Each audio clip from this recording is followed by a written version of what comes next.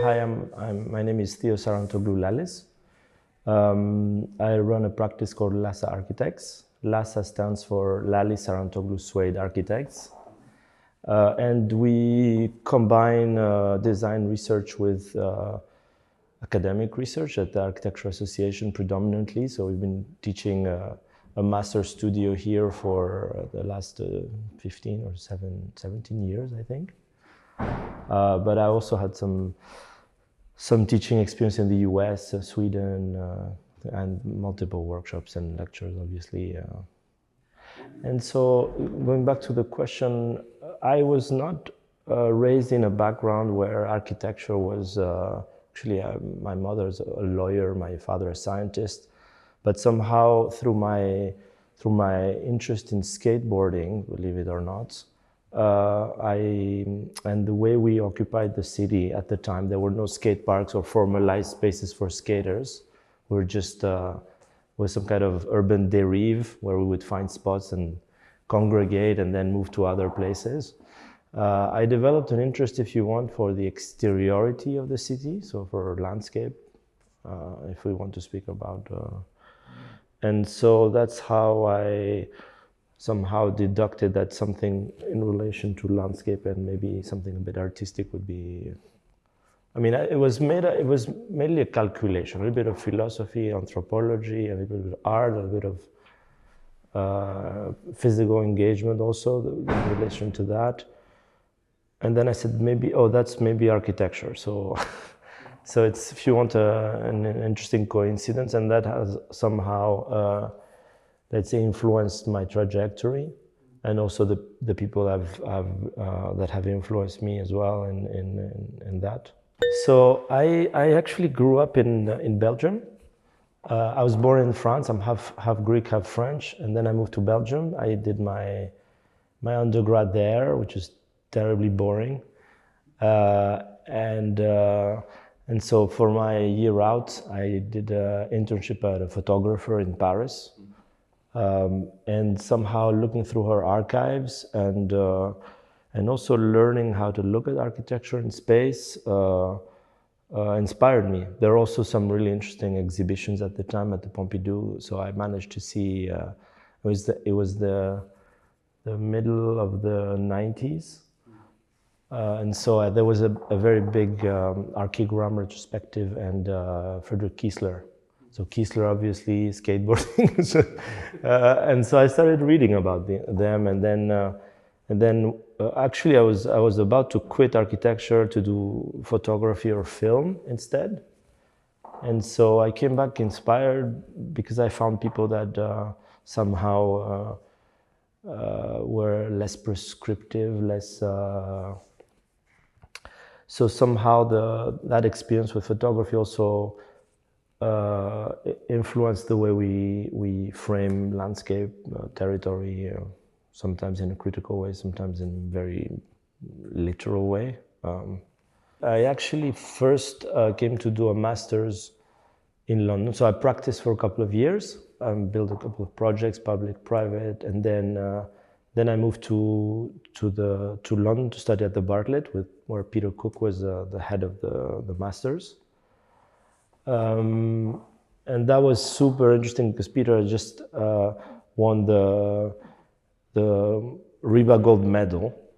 Actually, two Archigram members had died, but he decided to do an Archigram rally, which is literally 60 lectures in 2 weeks. So it was like an explosion of inspiration. All these people flying from around the world to London to just show their work. So that was really, really, really inspiring, actually, to come to London and to have such an ebullition of inspiration, and at the same time, it made all these people very, very accessible, very, very human, very mundane in a way. So that, yeah, and so I had the chance to work at Future Systems for a couple of years here with Amanda and Jan. And then I moved to New York to work with Hani Rashid and Lisanne Couture at Asymptote.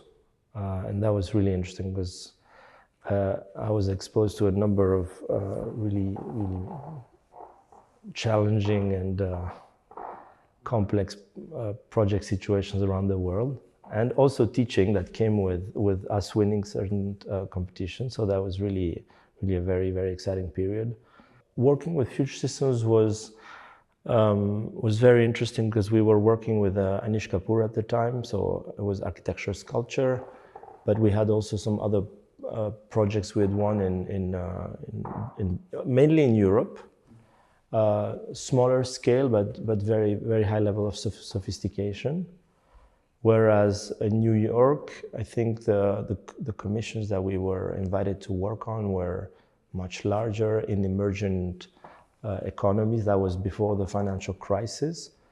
And so there was a demand for exuberance and a form of excess in terms of architectural form. And I think when Dora and I decided to start our practice, and that was right at the beginning of the financial crisis, like 2009, we decided to come. Brett invited us to teach at the AA, and we started our practice LASSA, where we were very much interested in keeping some of the eloquence that came out of experimenting with new drawing techniques and manufacturing techniques. With Future, we did a lot of transfer of technology, so we worked with shipyards, the automotive industry, to develop complex form for design art or other high-end commissions. But we were interested in basically deploying some of the skills we had learned to a much more low-tech and much more democratic range of projects, ranging from houses, more nurseries, that maybe responded better to the needs of the European continent and at the moment of crisis, but also where that eloquence was, or that kind of technicity was more purposeful and more targeted towards. There was not a competition about it. There wasn't a context of who's going to make the most complex building, but rather to work with. To bring architecture in places where normally the budget wouldn't allow to do that. Well, it actually is at the core of our practice. We like in every project we do to develop bespoke constructive strategies. And actually we're quite interested in, as you said, especially in Latin America, how let's say the Cuban Revolution and the embargo on steel and concrete enabled one of the wildest experiments, which is the schools of art and the ballet by Garratti in Havana, which we had the chance to visit. So that was a project that was born out of scarcity and constraint.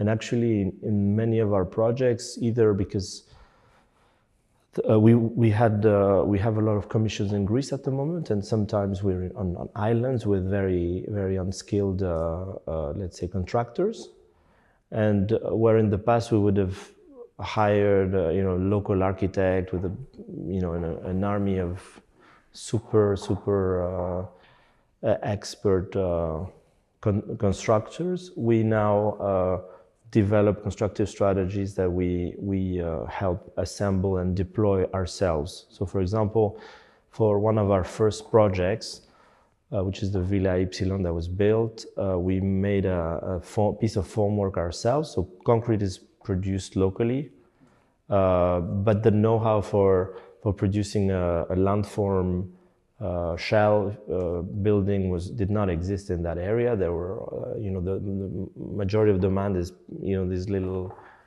summer residencies that you see everywhere in the coast of the Mediterranean. And so we wanted the house to disappear in its surrounding in its agrarian surrounding, if you want, and not to make such a visible. So the purpose of the project, if you want, was to frame the landscape and to somehow blend harmoniously with an olive grove. And so in order to accomplish that, we had to move the office in a garage, buy a CNC machine, design the formwork prototype it. We had to collaborate with a local engineer because in Greece, for instance, it's quite free, apart from certain areas like the Cyclades, which have a historical, where you have to follow a certain style. It's quite free, but you have to respond to seismic constraints, which means, you cannot collaborate with an international engineer on that because the bottom line is the local engineer in the village needs to be able to sign off the drawings.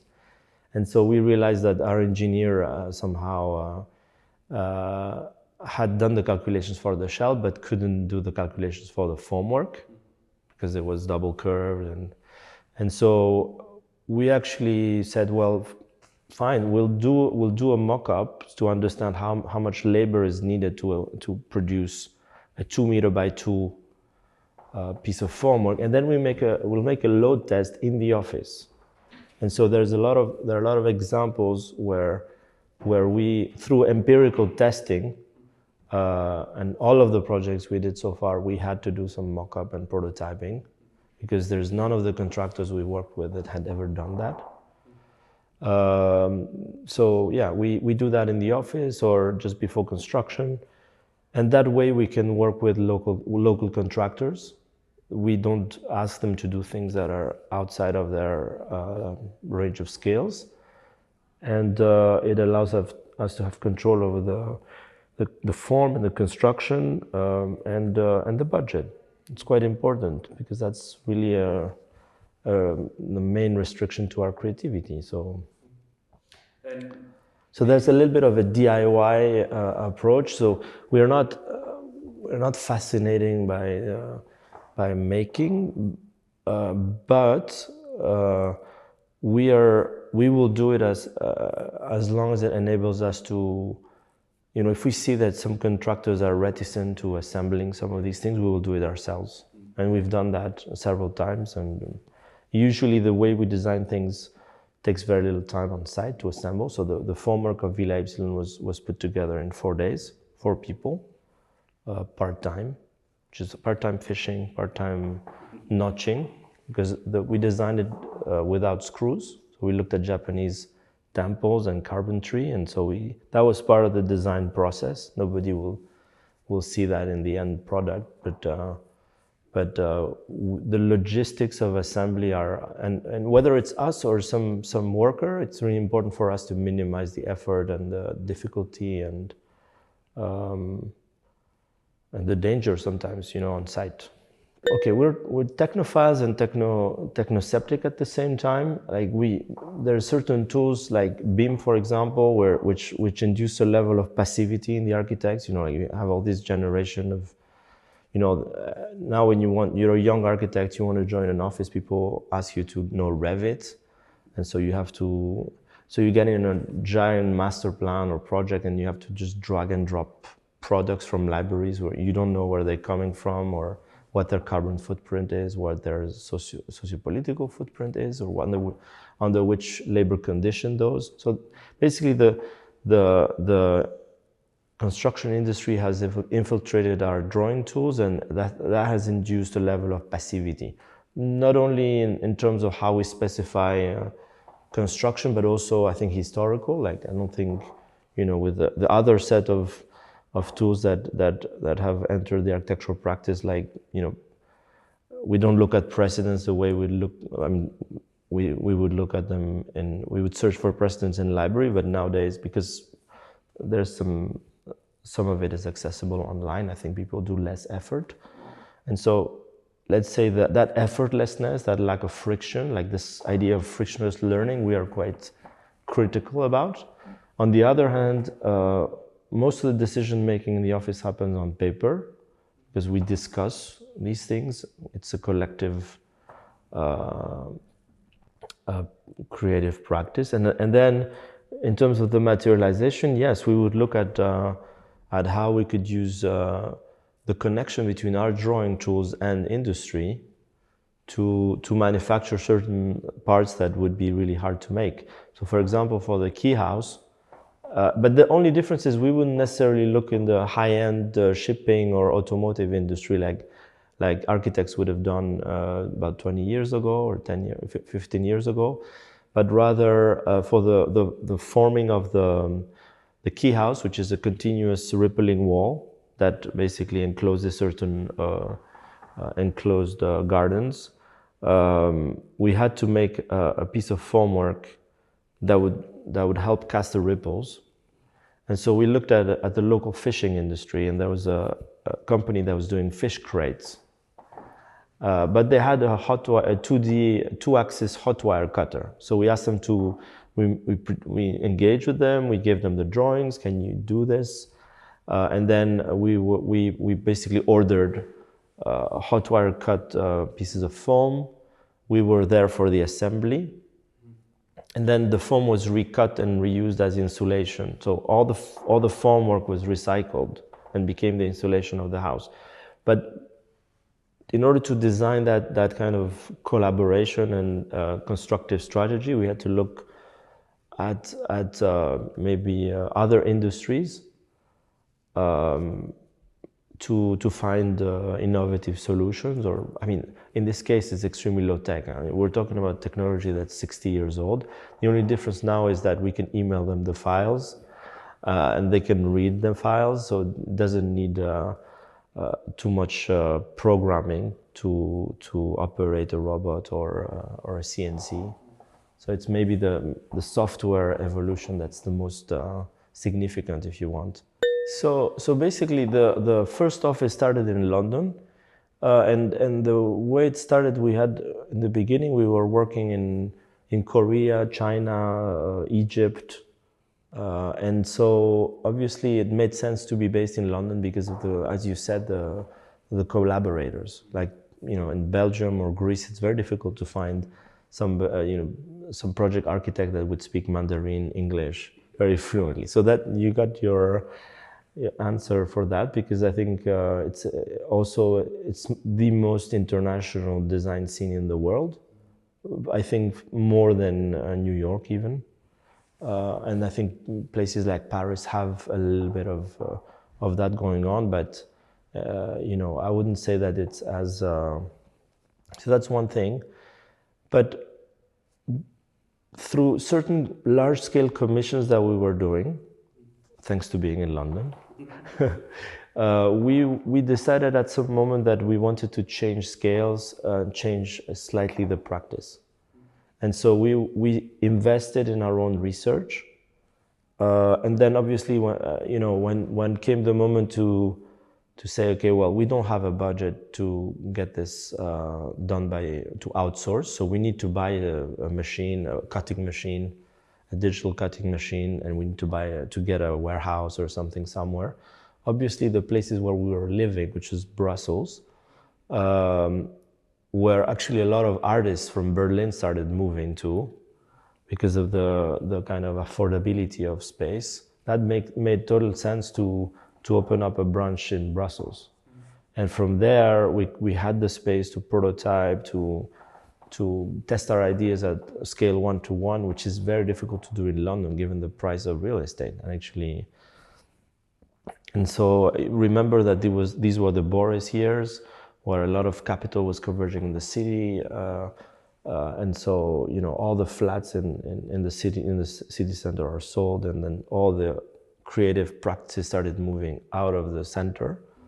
So there's actually a period of exodus of young design firms from the city.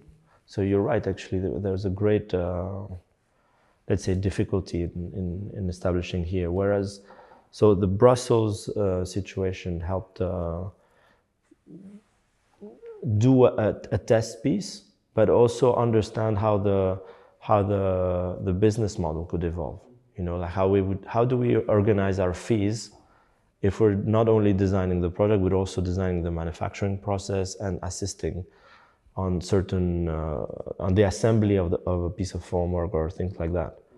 So that we were, while we were doing this self-funded research project, we were thinking how to redesign, let's say, the fee structure of the office, so we can finance our own research within commissions. And then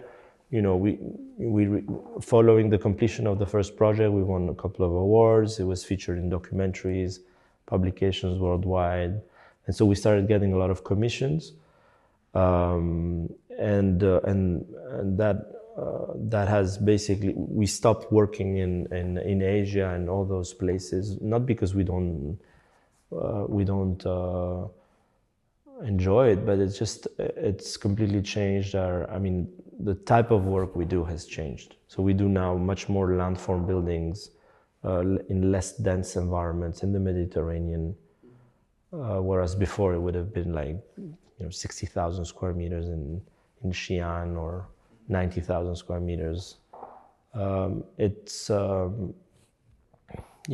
we found pleasure in making things, in working on smaller commissions, but in much greater depth. And always, so as our fees increased, the construction budget decreased. So our if you want, initial manifesto that we tried to make architecture democratic. I think that was, and still until today, although the scale of commissions is increasing in size, that methodology has proven to work well, and without it being excessive in terms of the budgets that we need to have. One thing is where the office is based, and that of course limits prototyping, experimentation, but also the place where you practice, where where you build. And I think at the moment the Mediterranean coast, especially Greece right now, I would say Portugal as well, some parts of Spain have seen the emergence of a series of young practices that do quite interesting work, but not necessarily big work or bombastic work, but there's a level of freedom and creativity emerging from those places. And as you said, these are all, let's remember, these are all places that were in the deepest of the crisis, right? We have two main topics of interest. The first one is to look at, which ties in, both of which tie well with our interest in the practice, which is looking at the politics of construction. So, for instance, at the moment we ask our students to problematize. We did 2-3 years on problematizing extraction. So they had to look at quarries and understand the kind of socioeconomic, environmental issues related to material extraction. And more lately, we've been looking at questions around manufacturing. And so that has occupied us for the last 7 or 8 years. And for instance, this year, like, the students select between 4 strands of research. The first one is manufacturing and its relationship with power, or statecraft and manufacturing. Questions to do with knowledge exchange. So we spoke about the Catalan vault in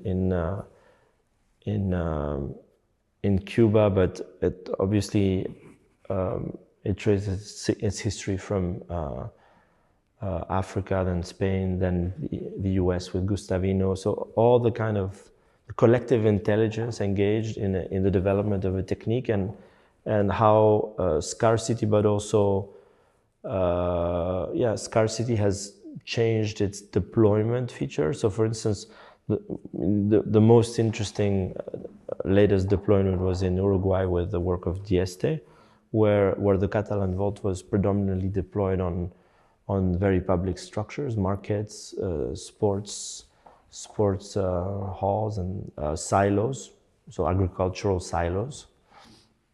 And so that's if you want manufacturing and knowledge exchange. Questions to do with supply chains, so questions to do with environmental questions related to manufacturing. So my students have to develop then, if you want, a constructive strategy from scratch, which we call a tectonic, and then they deploy that into a public structure. at the intersection between landscape and building. So that's depending on their brief. But our interest in material is a critical one. Like, we're not interested in material effects. You know, there are certain architects in Switzerland or a certain strand of architects on the minimalist side that are interested in the effects. I mean, we respect that, and it's enjoyable to visit as buildings. But I think what Dora and I are interested in is more, let's say, the critical aspect of material. So, for instance, one of my students looked at Portland stone quarrying. She realized that most of the, St. Paul's Cathedral, the House of Lords, was built by convict labor, Irish convict labor. There was a labor camp on the island of Portland, and actually, neither in Portland or in the proximity of those buildings there's any trace of that.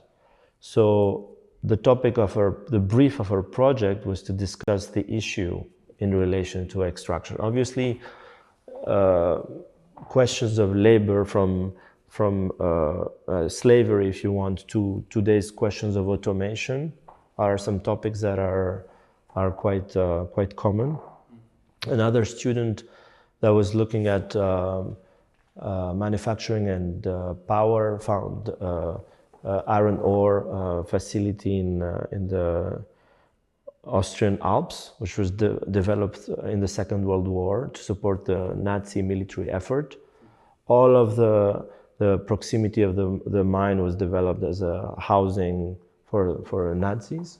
And in the location where there was the execution range, there's now a ski lift with SUVs and things like that. Again, no trace. The Airbnb where my students stayed was this kind of Nazi housing compound, which is all decorated with this kind of Hansel and Gretel kind of, and so those kind of relationships that are more profound, that are hidden, that affect giant territories,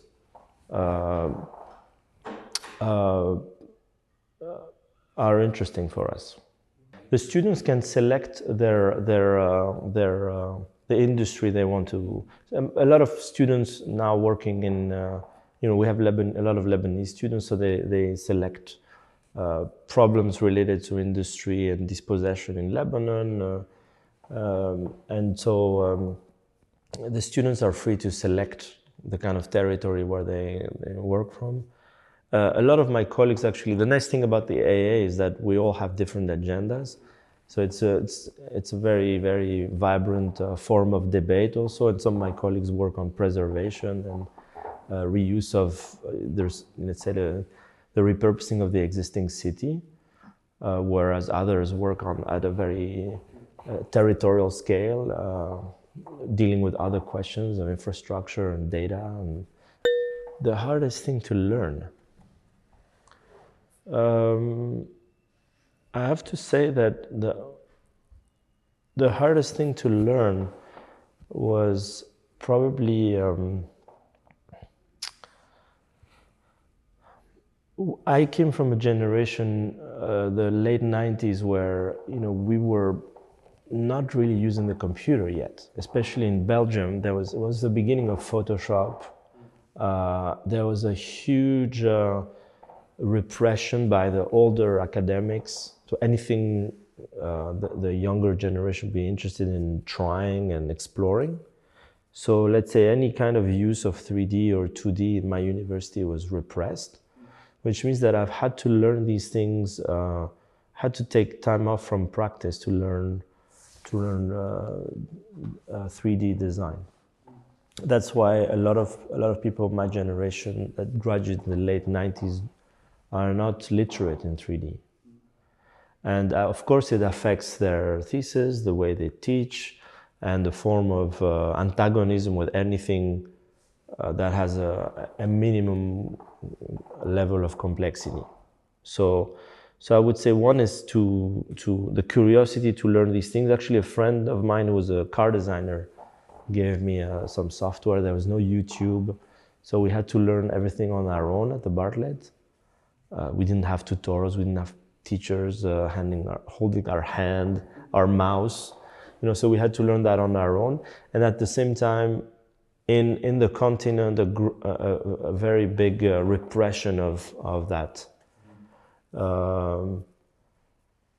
Yeah, and so to your question, what I'm looking forward to, the experiment of partial self-construction that we deployed on a series of houses is now reaching a level where we have been able to deploy it at a slightly bigger scale, and we're currently working on public projects or cultural projects, if you want. So that's our next step. I think testing different types of procurement strategies also to see how this could affect other commissions which are maybe closer to what we designed with the students at the AA, right? I think the problem with working too much in Greece is that there's a lot of demand for housing and these kind of things. It's a little bit like the same with LA or Spain, and yeah. So we've had the chance to complete a small gallery / skate park in Brussels lately, and now we're moving on to another project. So that's an exhibition space. So that's really what we're looking forward to.